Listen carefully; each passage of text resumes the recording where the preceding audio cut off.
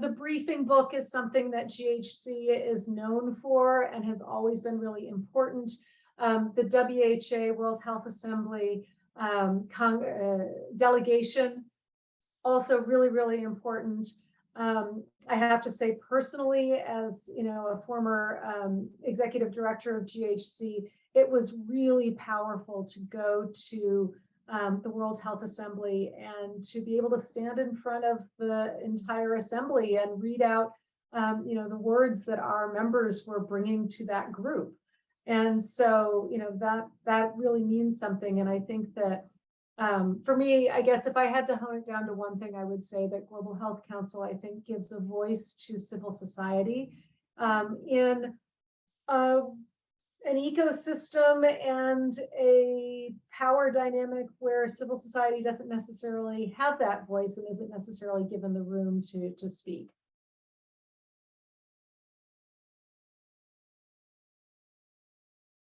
Well, I think that GHC has always been really important in, again, bringing that voice of civil society and the global health sector to the US Congress and to US government.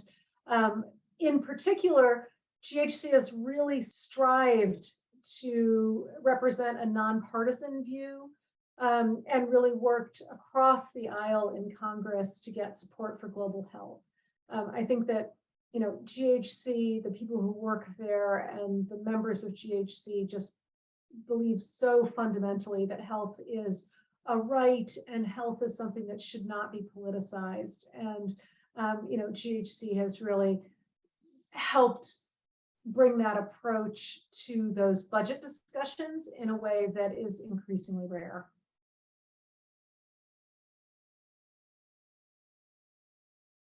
When the World Bank, the US government, and the Canadian government were really starting to try and put together the global financing facility for maternal, child, infant, adolescent health. GHC came in and really helped to act as a bridge during those discussions between the government and multilateral actors and civil society.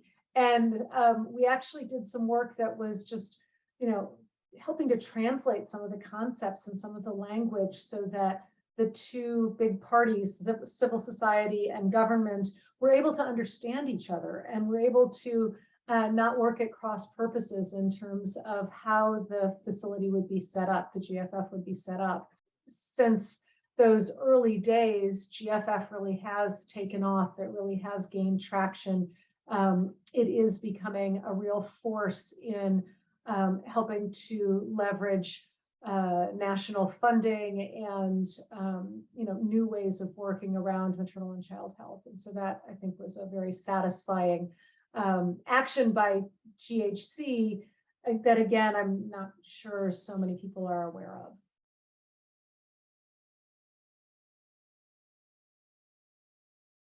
What I would really just like to encourage is GHC continuing to work with other networks and groups of advocates, groups of civil society representatives, other groups across the world in partnership. And I know GHC already does a fair amount of this, but I really just hope that that can grow and flourish in the coming years.